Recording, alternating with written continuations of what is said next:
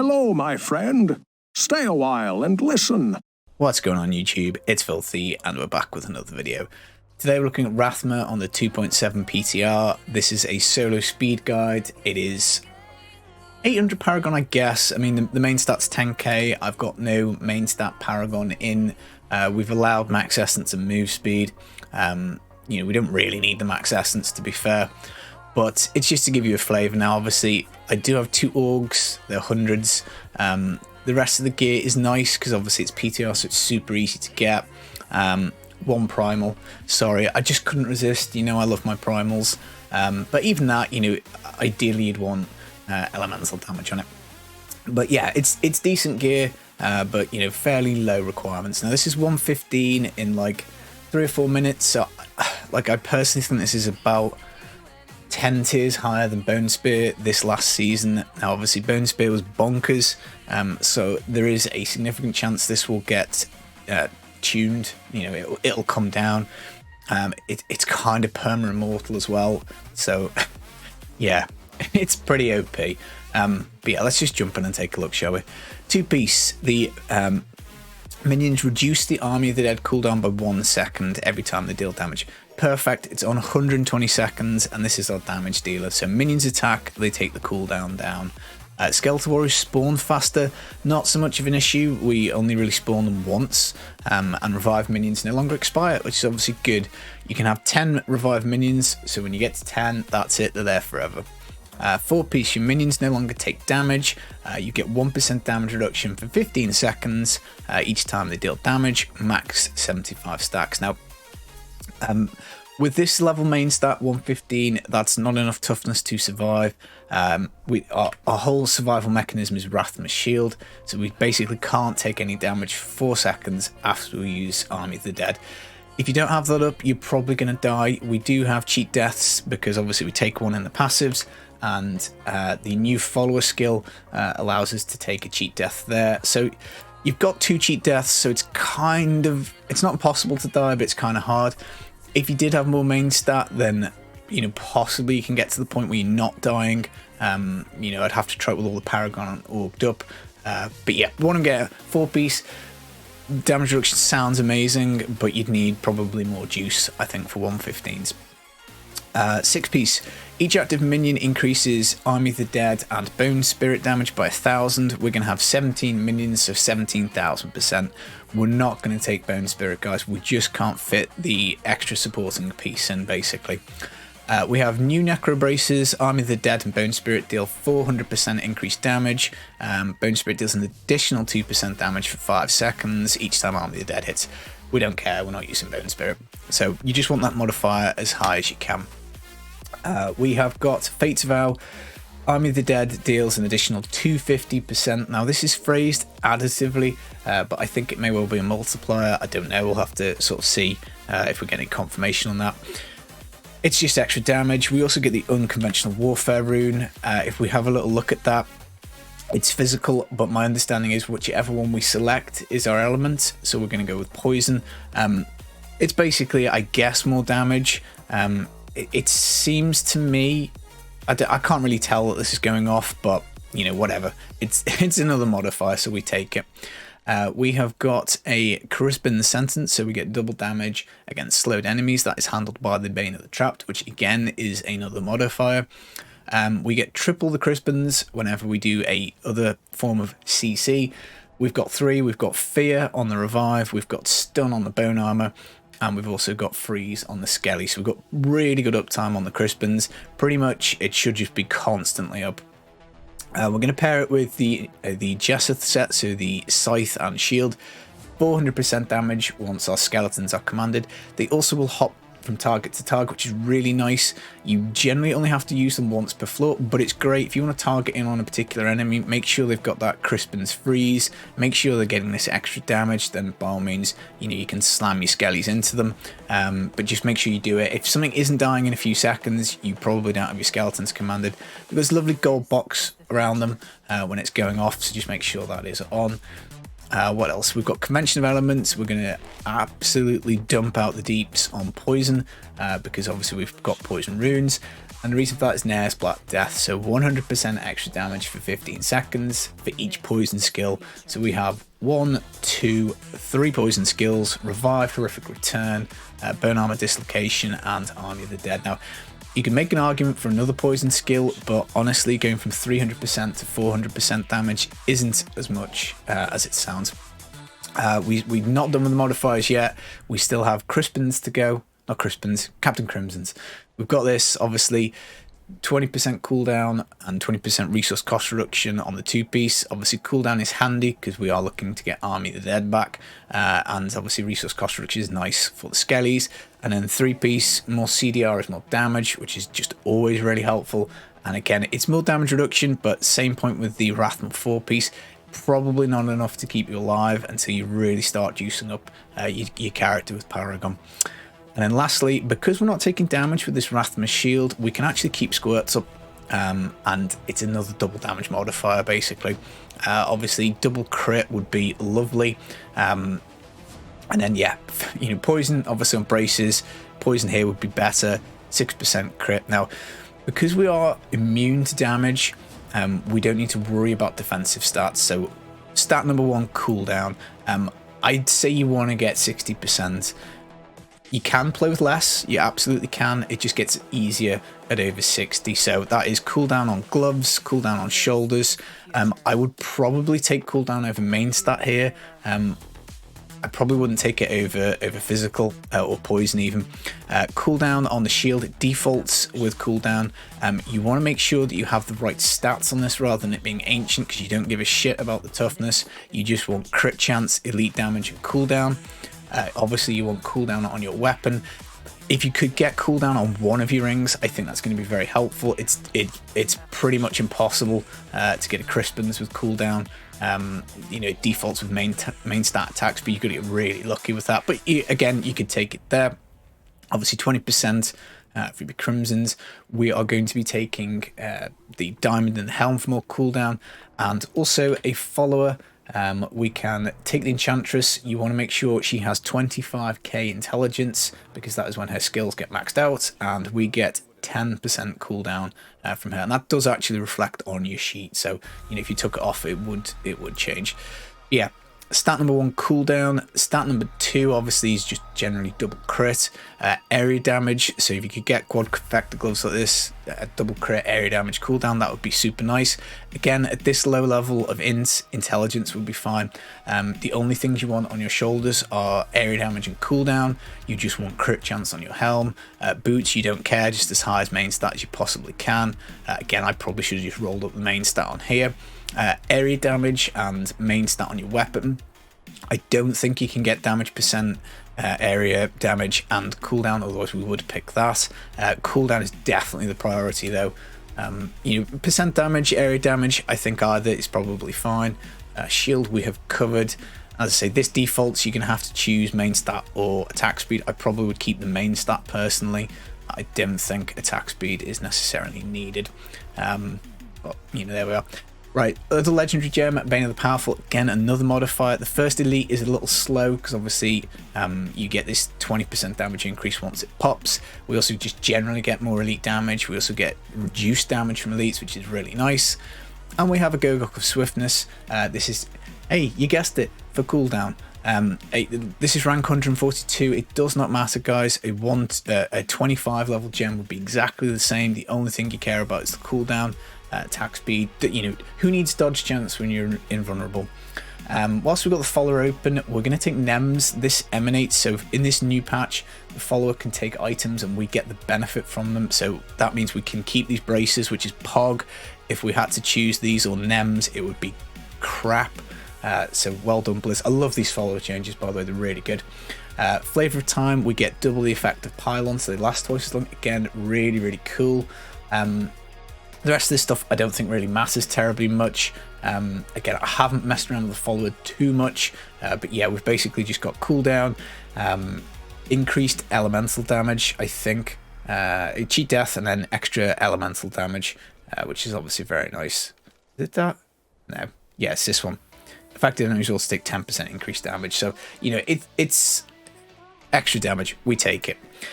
Okay, right. I think that covers the gear and the rolls. So let's just do the skills. Command Skeletons, Freeze and Grasp. I have this on right click. Again, it's just that on-demand lock in place. Really nice. Aura Frailty, you're probably thinking, Filthy, what the hell are you doing taking this? You could put another poison skill here. If you stop by the stream at all, you know I'm a lazy sod. I don't like pressing buttons. So this is just kind of like a 15% flat damage, because it just, whenever anything gets to 15% health, it activates and stuff dies.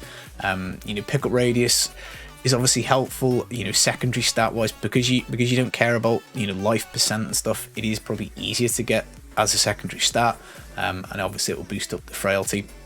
Bone Armor Dislocation, poison skill for the nares, obviously, which is nice. Again, we get this 30% damage reduction at the level of Paragon that we're playing with the build at the moment. It's neither here nor there, but as I say, again, if you do get tons and tons of main stat, quite possibly that 30% damage reduction would come in clutch and would save you. You get the stun from the Crispins, and again, it's another way of locking something in place, which is super nice, because we're going to numlock Revive, Horrific Return. This will basically reanimate a corpse into whatever it was, so it's cool. You can see all these different monsters running around, which is nice. Now, Fear is a pain in the arse, because whilst it does activate the Crispins, it sends everything scattering across the map. So it is kind of important. You've got Bone Armor here to like stun, you've got the Skellies to freeze, and generally speaking, things won't last too long to run away. The downside, I think, mainly for this build is shielding. Shielding is a pain in the arse, because if you've got this numlocked, you're going to fear it, you can't kill it, and it'll just run off. But aside from that, you know, it's pretty good. Army of the Dead, Blighted Grasp. This is obviously the poison rune. The hands come up out the ground, you know, poison damage every 5 seconds. I played a lot on stream with Death Valley. I love this rune. It looks so pog. It's amazing. The poison variant is just a rift, or maybe rift and a half better.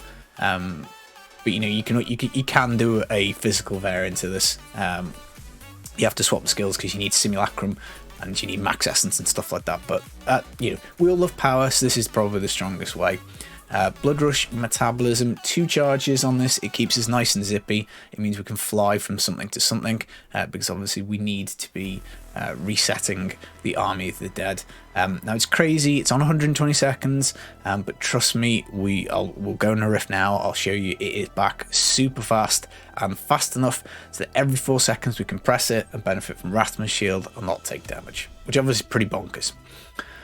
Fueled by Death is more move speed. Unless we run out of stuff to kill and revive, you know, we will have the benefit of the move speed. Again, it kind of makes up for no Stuart's Greaves. I love Stuart's Greaves. I hate making necro builds without it, but there is just no space.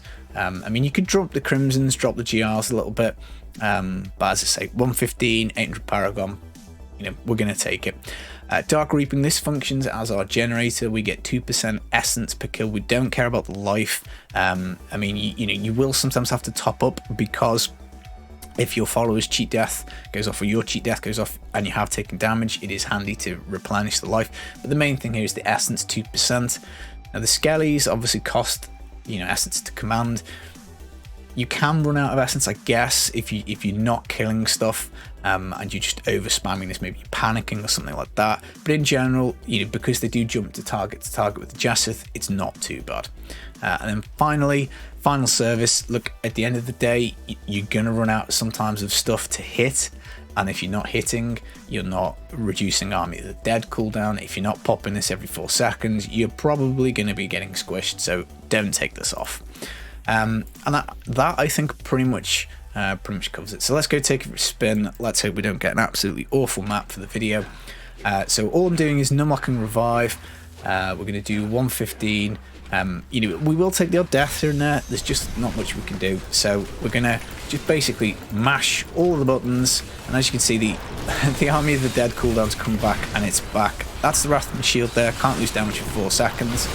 And we're slowly getting our minions up. Now obviously, the more minions is more damage, so that first one is a little slow. Now I've also got force move on spacebar, so if I want to stop doing the reviving, I can just hold down spacebar and it will actually stop that if we want.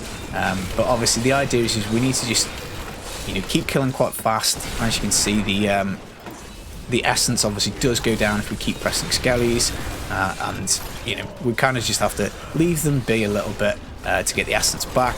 And then if we want to start freezing that particular mob there, obviously we can kind of click on it. And basically all we'll look at, obviously it's a Flavor of Time build, so pylons are absolutely phenomenal. Any kind of pylon that we're going to be dumping on stuff, so cooldown is obviously immense, because it means that we have absolutely no worries about the Land of the Dead pylon. So that was a good example of like the fear. Stuff was running away. It wasn't too bad. Obviously Conduit is brilliant as a pylon. Power is phenomenal. Here we go, cooldown. So that'll be quite good. So if you don't press this button every 4 seconds, that I think was the follower cheat death activating. But now that we've got that, it's even this Juggernaut 115, no main stats. See you later, buddy. You are absolutely out of here. And then once you've got the channeling, you can just mash all the buttons and it's absolutely fine. Look, another Juggernaut 115. I mean, you can skip the jugs if you want, but you can blow them up fairly fast. And obviously you're just looking for pylons. You've got thems. Speed probably doesn't do too much. It does let us run around a little faster, because one of the things, as we say, this build does struggle with is mobility. But I do like, look, another Juggernaut, man. 3 jugs. Well, I mean, I guess you can see this in its most difficult. But yeah, a speed pylon actually is pretty useful because we are quite slow in this build. It does just allow us to get around the map faster. So sometimes it's not like the best pylon. You can always like, speed. It's not great, but for this build, I do quite like it. But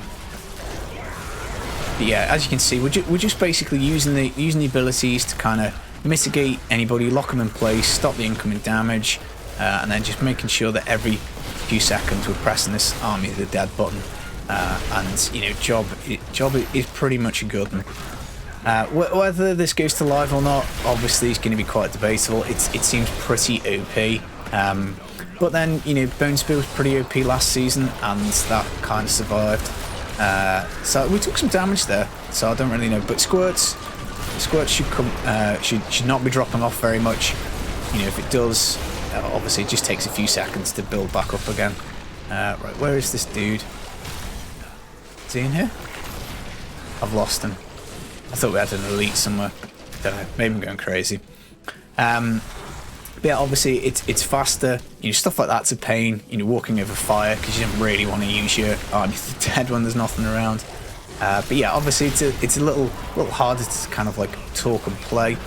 So you'll be faster. Get some more juice on this. You'll be faster.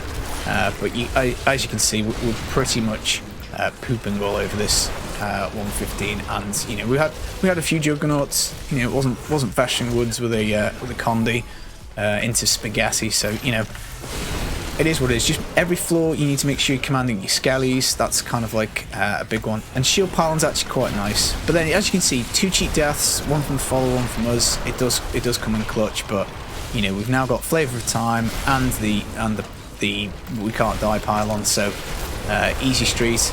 And I guess this will be about a 5-minute clear, which isn't too bad for trying to do it live and commentate, which obviously I could still use some more practice at.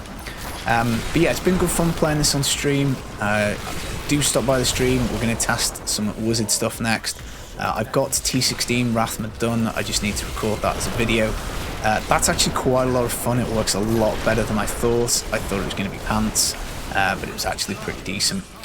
Right, so I don't think we've got any power pylon left, so we can see this obviously crushes the Rift Guardian pretty hard, because we can pretty much, let's just turn them off, we can obviously use the stun, and we can use the command skeletons, and it's just crisping time, baby. Yeah, so that is it. It's fairly easy to, it is a learning curve build. It's not the most straightforward thing in the world, but you'll get the hang of it pretty quick. It is mega powerful. I don't know what they're going to do about this, because I feel like if you're going to make it the whole thing around Army of the Dead, you need it back quite quickly. Obviously, making yourself kind of immortal is a bit cheese, But yeah, it's fun to play. As I say, physical looks amazing. If you want physical, just in the comments let me know, and I probably won't do a guide on it, but maybe we'll add a D3 planner to the physical variant, which does look pretty cool. That is it, guys. I've been the Filthy Casual. I hope you're enjoying PTR. I hope you're staying safe. My kids go back to school next week. I absolutely can't wait. I'm super looking forward to getting back to doing a bit more streaming and making some more videos. But yeah, I hope you've been enjoying all the Diablo juice we've been getting lately. We'll be back with Rathma T16. I'm going to work on Firebirds, and then we're gonna have a look at some of the other stuff that's changed in the PTR. So stay safe. I'll see you soon. Take it easy. Peace.